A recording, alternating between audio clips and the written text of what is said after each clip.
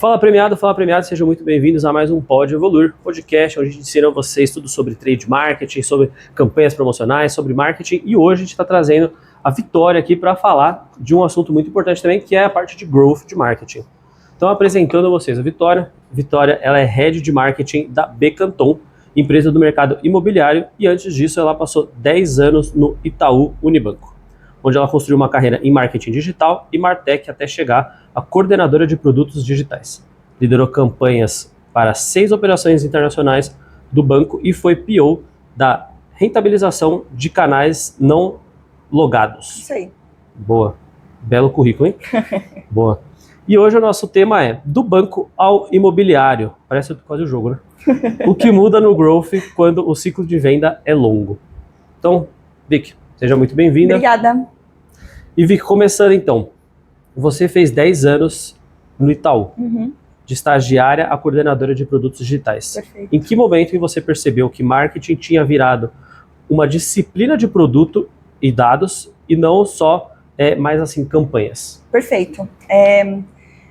Eu, quando comecei no marketing, eu acreditava muito no marketing institucional, com aquela campanha bonita de TV e falando como a marca é legal e só isso. Só que aí chegou um momento que eu passei a querer entender mais profundamente o que tornava de fato essa marca legal. Por exemplo, o que as pessoas estavam gostando ou não dessa marca, que assets da marca faziam as pessoas abrirem uma conta, fecharem um cartão. E aí só com dados, né, ali, só com dados de jornada de cliente, a gente entender qual que é a jornada do nosso cliente para uma contratação, que dá para fazer esse tipo de campanha.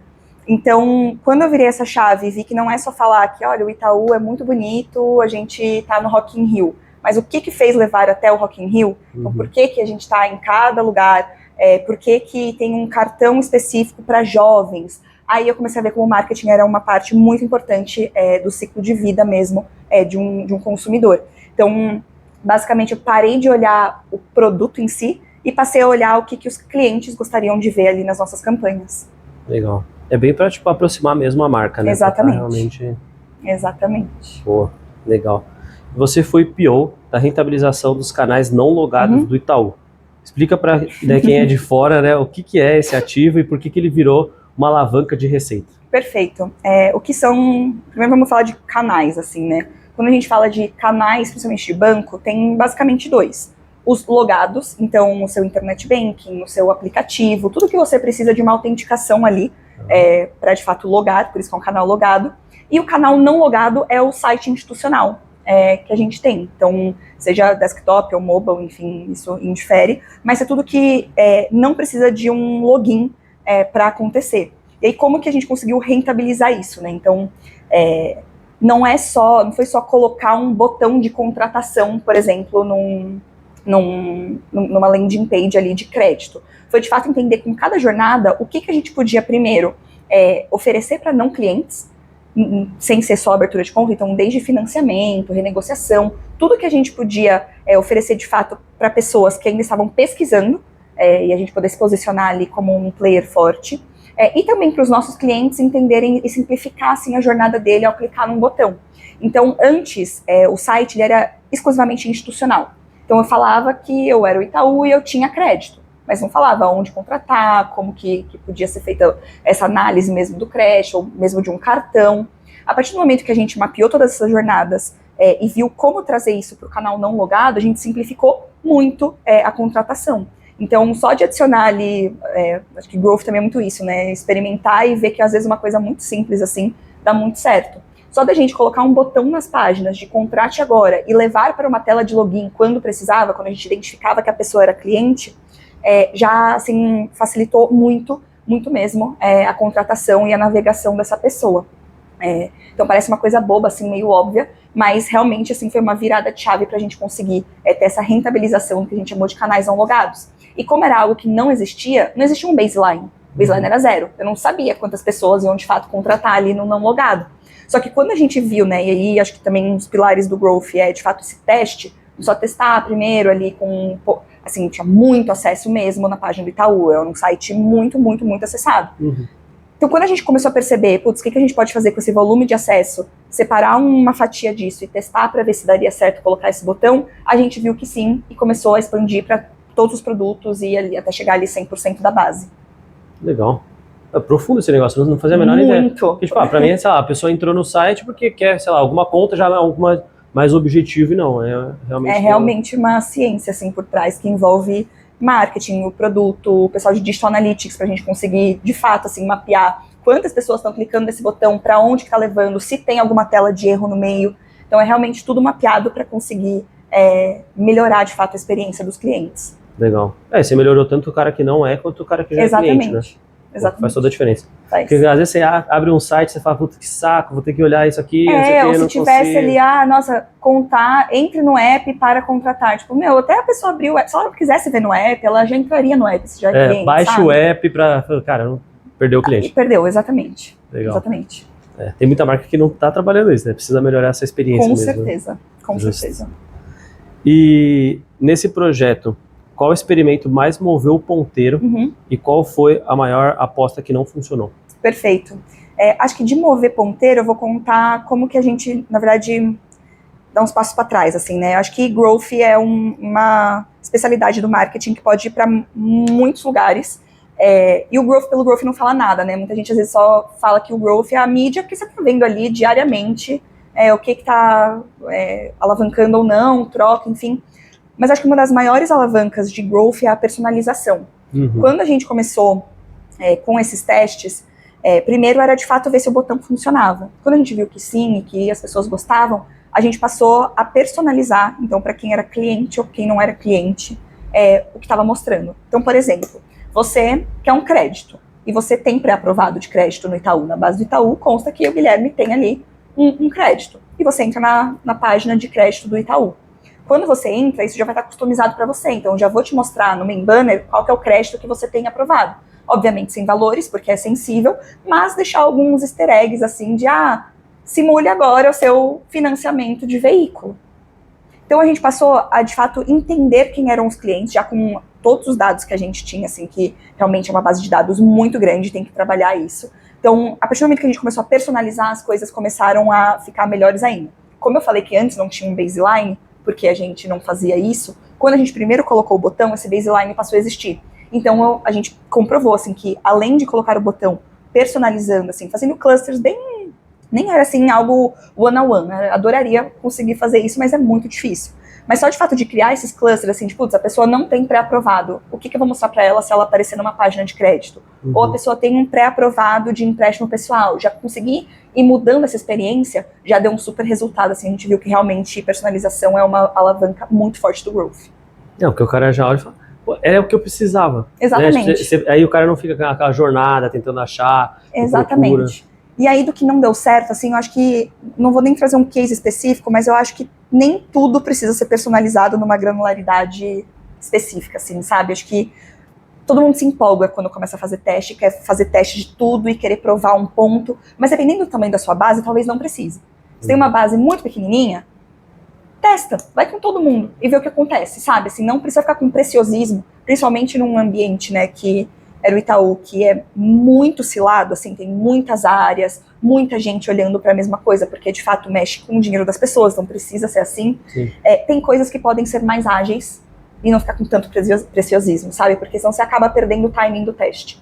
Acho que esse é um dos maiores aprendizados também. Não dá pra você se comparar, né? Sei lá, você tem uma base de 500 pessoas, 1000 pessoas, então tem alguns milhões ali. Exato, é exatamente isso que eu tô vendo hoje nessa transição, assim. Né? Então é bem diferente. Legal. E hoje eu acho que é muito isso. O pessoal, o Itaú claramente faz isso muito bem, que é trabalhar os dados, né? Hoje tem muita empresa que não trabalha o dado. Recolhe mais ou menos, tem uma dificuldade às vezes para recolher e não trabalha, né? Assim, fica ali uma base de dados gigantesca que acaba se perdendo, porque assim, não dá para falar que todo dia tem alguém olhando e tomando decisão com isso. O dado pelo dado não vale de nada. Você fala que tem uma base de dados grande, ok, você tem ali, está ocupando espaço da sua CPU, sabe?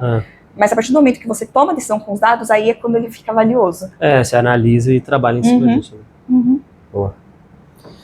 E você tocou aí campanhas para 6 operações internacionais.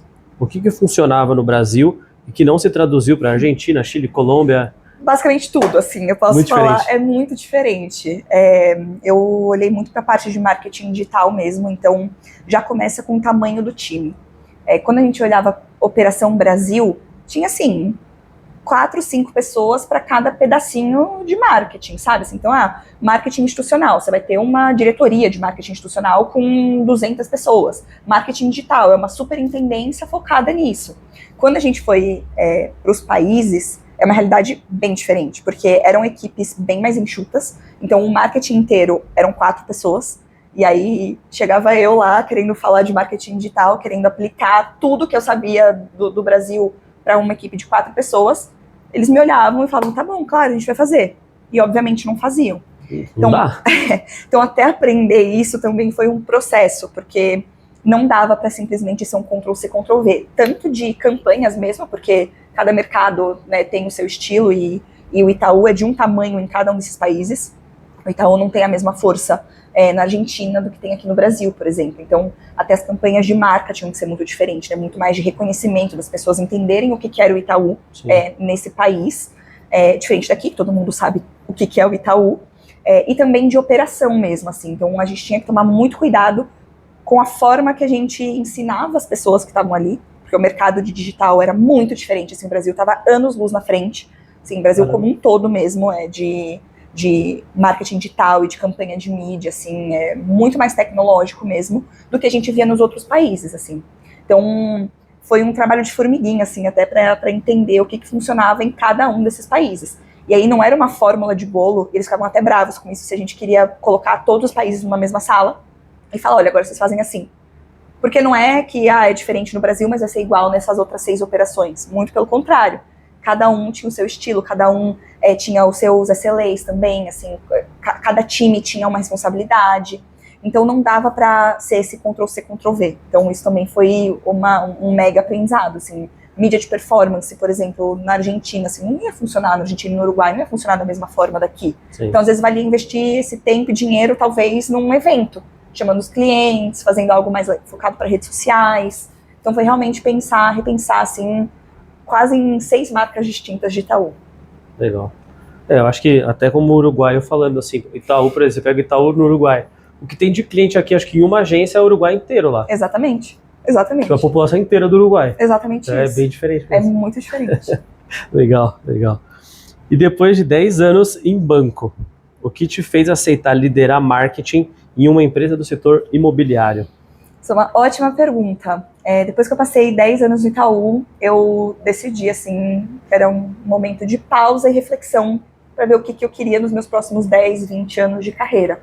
Então, eu tirei 6 meses, assim, para pensar e, bom, você sabe muito bem, minha família tem uma incorporadora de imóveis, e aí eu conversando com meu pai, a gente pensando qual que era o momento certo de entrar com ele, de realmente pensar num legado familiar. A gente viu que esse era o momento, assim, por diversos motivos, né? Principalmente para eu aprender muito com ele e para eu voltar, né? Como a gente foi conversando, assim, eu meio que fui me afastando do marketing como especialidade, assim, quando eu estava no Itaú e quanto mais eu fui crescendo, assim.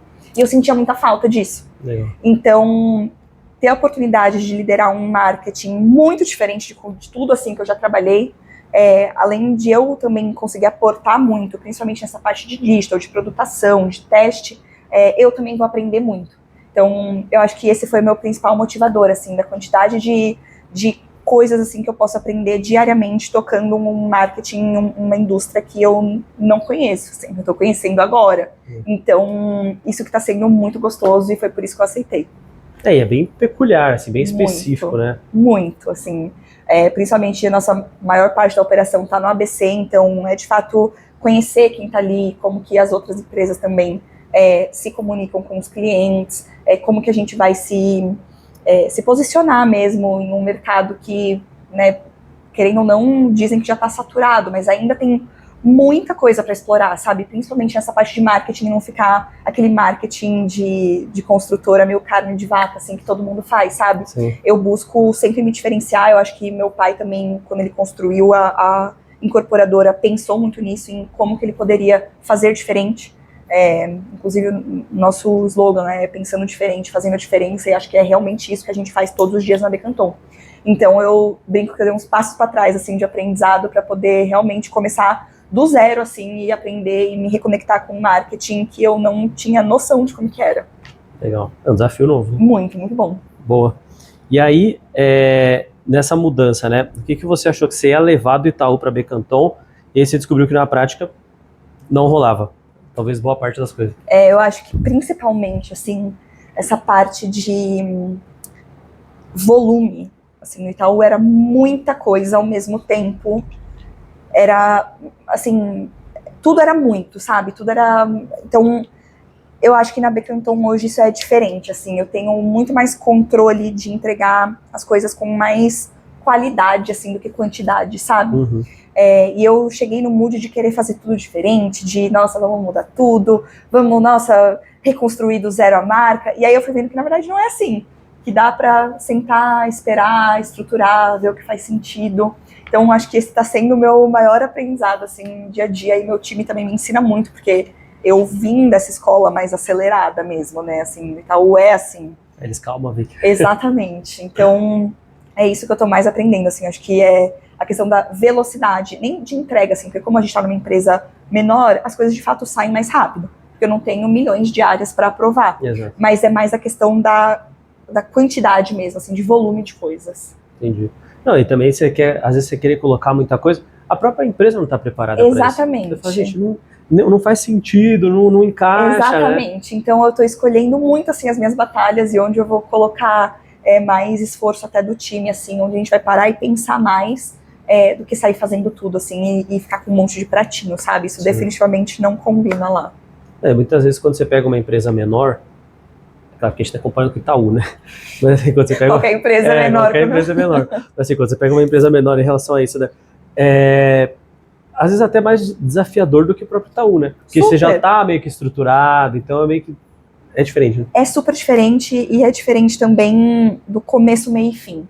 No Itaú, como eu falei, eram muitas áreas, obviamente, muitas pessoas que eu tinha que conversar para colocar uma coisa no ar. Hoje, tá super controlado, assim, sou eu e meu time, e aí se eu preciso conversar com algum engenheiro, alguma coisa mais técnica, é só eu levantar da minha mesa e falar com ele, eu não preciso ficar esperando, pedindo prioridade, sabe, assim, é realmente muito mais ágil. Legal, boa. E quando você chegou e encontrou, e o que encontrou de marketing montado e por onde você decidiu começar? Perfeito. Eu comecei por onde eu dominava, assim, então a parte de digital a gente está refazendo 100%, assim, então... A imagem da marca? Imagem da marca no digital, assim, a gente não vai mudar a logo, não vai ter um reposicionamento em relação à identidade visual, assim, da marca. O que está acontecendo é como a marca se comunica, principalmente no digital, com as pessoas, porque no ABC, principalmente, assim, a gente também faz Sorocaba, Jundiaí, mas no ABC é onde a gente é mais conhecido, assim, tem uma percepção de luxo muito grande com a nossa marca. E quando a gente olhava o digital, não batia, assim. Então, e ao mesmo tempo que é uma percepção de luxo maior, também é uma marca muito jovem, assim, que a gente tenta falar a língua das pessoas. Porque a gente sabe que a compra de um imóvel é muito pensada. Uma coisa que não é do dia para a noite. E a gente trabalha em duas frentes, basicamente, né, na empresa. A primeira é, de fato, essa parte de construção, incorporação, e a outra é de marketing mesmo e desenvolvimento imobiliário. Então, o que é isso? Se uma outra construtora menor não tem um time de marketing, a gente faz todo o projeto de marketing para também fazer o lançamento dessa empresa. Legal. Então, a gente meio que também é um B2B, assim. Então, Legal. A gente precisava conseguir se comunicar de uma forma que as pessoas entendessem o que de fato é a Becanton, ainda com essa percepção de luxo e um pouco mais moderna do que normalmente construtora, assim, eu não queria só ficar postando foto de prédio e acabou, sabe? Então a gente começou por aí, o Instagram já tá rodando super bem, assim. Agora a gente tá na parte de refazer o site, que também é uma parte muito importante, porque obviamente as pessoas vão pesquisar quando querem comprar um imóvel, e até para toda a campanha de mídia, enfim, precisa estar muito bem estruturado e muito bem pensado. É um mercado com muita concorrência, então a gente sempre tem que estar antenado no que Google Ads, Meta, estão sempre fazendo de atualização, para a gente também estar atualizado. E agora, numa segunda parte, assim, que eu não conhecia, de fato, um lançamento do zero de um prédio, sabe? Assim, por onde começa criar um logo de um prédio. Assim, como que eu vou buscar a referência, como que Nome funciona do isso. prédio. Exatamente. Então, essa é a outra parte, assim, que eu tô aprendendo e tô mergulhando e tá sendo muito legal, assim, é uma parte de pesquisa de marketing mesmo, assim, que eu nunca tinha trabalhado tão de perto e tem sido muito gostoso e eu não vejo a hora de fazer o meu primeiro lançamento, assim, 100%. Que legal. Nossa, é bem diferente, né? Muito diferente. Bem diferente. Muito diferente, sim. Não, e até pra você pensar, tipo, num conteúdo, por exemplo, fugir desse padrão, né? Que você falou, vou mostrar um apartamento e tal. Cara, tem que ser um negócio legal, um negócio realmente... Tem construtora que fala, todo prédio que lança fala, essa é a melhor oportunidade. Aí tudo vira a melhor oportunidade, sabe? Então, aí nenhuma é a melhor oportunidade. A gente tem que tomar esses cuidados, assim, pra não ficar uma coisa maçante que pareça que todo apartamento que a gente lança é igual. Porque não é, cada um tem a sua característica, cada um tem o seu público. Então é isso que a gente tá trabalhando agora. A comunicação muda, né? Exatamente, exatamente. Diferente. Muito. E no imobiliário, o ticket ele é alto e o ciclo é longo e a decisão é familiar, igual você comentou. Como que isso muda a forma de você medir a parte de growth e qual que é a métrica que você olha toda semana para saber se está funcionando antes da venda acontecer? Nossa, muda tudo, assim. Como antes, né, eu estava muito inserida nesse mundo digital, eu tinha o funil completo na minha mão. Porque eu sabia exatamente de onde essa pessoa veio, então, se foi orgânico, se foi mídia, se foi direto do app, assim, e até a última página que ela foi para realmente saber que essa pessoa contratou. Eu tinha isso na minha mão. Parou aqui, hoje, né? Essa pessoa tá ficando muito tempo nessa tela, será que a tela tá com problema? Será que a jornada hoje é completamente diferente? Assim, eu tenho uma parceria muito grande com o nosso time de comercial, então os corretores, eles acabam entrando, assim, nessa parte, nesse funil de venda, é essencial, obviamente. Então eu entendo muito com eles também o que funciona e o que não funciona num ambiente assim de marketing, e quando a gente está falando de venda mesmo. Hoje o meu papel é ali muito no topo do funil, então eu tenho que garantir que os leads estão aptos para falar com os meus corretores para não perder o tempo deles. Sim. E esse é o maior desafio, assim, eu olho muito o custo por lead, mas eu ainda não tenho uma métrica assim, que eu fale, nossa, assim, quantitativa mesmo, aqui de qualidade do lead, sabe? Eu tento sempre sentar assim com o time de comercial, entender quem que tá entrando, qual que é o perfil da pessoa, se tá fazendo sentido, pra gente conseguir alterar ali as campanhas e voltar, de fato, fazer esse funil funcionar. Mas é realmente um desafio, assim, porque é muito diferente. E não tem uma agilidade, né? Assim, a pessoa ela pode entrar, conversar com o corretor hoje, que é uma quarta-feira, falar, eu vou visitar no final de semana. E se essa pessoa esquecer, assim, como que eu esquento de novo esse lead? Como que a gente consegue, de fato, ter esse controle? Eu descobri que não tem esse controle, assim, que a gente, cada vez mais, tem que trabalhar, de fato, no topo de funil qualificado. Não é sair atirando para todos os lados. Sim. É realmente entender qual tipo de público, até para um apartamento que eu vou estar fazendo mídia, não canibalizar o outro. Então tem todo esse cuidado que de fato é realmente um trabalho muito de formiguinha, assim, e de muito cuidado mesmo para entender com quem a gente vai estar conversando na mídia. E vai um pouco, a métrica vai até pro off, né? Porque se a gente for ver, se o cara apareceu no stand ou não. Totalmente. Às vezes o cara, eu pesquiso e minha mulher que vai, não vai saber nunca que se deu certo. Exatamente. E aí eu tento, assim, né? Falar, Vicky, olha, uma pessoa que veio da mídia, marcou comigo, a gente vai conversar. Se fecha, eu vou saber quanto que foi o custo de aquisição desse cliente, assim. Então, essas coisas dá para ter, mas não é tão simples, assim, não tá num dashboard, assim, que eu vejo, que eu abro e vejo. Não, eu tenho que parar e pensar e ver como que a gente faz isso. É diferente. Diferente, é legal. É legal. Muito. E onde que a passagem de lead entra, onde que a passagem de lead entre marketing e vendas mais quebra na sua operação hoje? O que você faz para arrumar? Acho que é um pouco isso do off aí, né? É super isso, assim. Acho que principalmente quando a gente coloca uma mídia ali, né, vai ali pro WhatsApp, tem esse primeiro contato ou um formulário, enfim.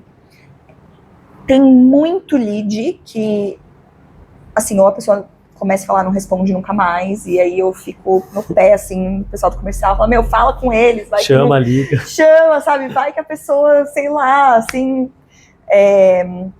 muito peculiar, assim, sabe, porque tem vezes, tipo, na mesma campanha, assim, eu vou ter leads perfeitos que vão chegar a falar com o meu time, vão marcar uma visita, ou querem marcar uma ligação, ou ficam ali, viram de fato da carteira ali do corretor. E tem leads que não. E aí esse é o maior desafio, assim, de como que a gente consegue entender o porquê que esses leads começaram, porque teve a ação da pessoa, ela clicou e começou a falar, tipo, aonde que você perdeu? É muito curioso, né? Muito. E aí esse é o ponto, assim, eu acho que quando a gente começa a trabalhar nas campanhas, acho que tem que, novamente, né, experimentar, assim, será que as pessoas querem só especular preço? Será que eu consigo falar de preço de metro quadrado em algumas campanhas bem controladas? Será que as pessoas querem entender se está no momento de vida delas, tipo, realmente sentar, bater um papo, ou só não, putz, isso aqui vai ser muito para mim, que, óbvio, é um apartamento, assim, tem pessoas que, a maioria das pessoas vão ter um apartamento na vida inteira, assim, quando compram, quando tem. Então não é uma coisa que a pessoa vai ser um funilzinho perfeito, que eu vou clicar, marcar, comprar o RU em 2 dias. Você não tá vendendo bombom, né? Exatamente.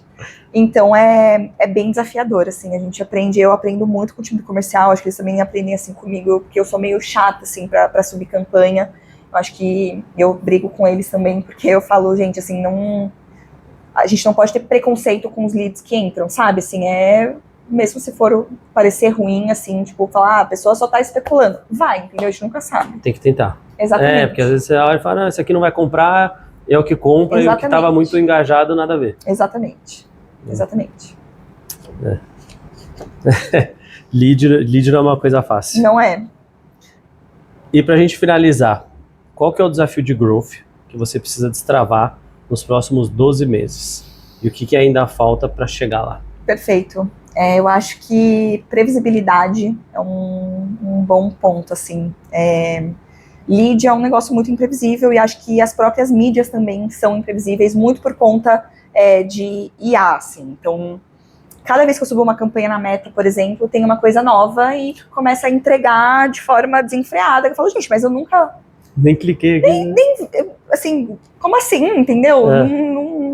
Tá cada vez mais difícil ter uma previsão, assim, de quantos leads bons eu vou ter. Eu acho que isso é muito difícil, assim, de realmente a gente pensar e conseguir ter até uma meta, assim, eu quero ter tantos leads. Né? É muito difícil.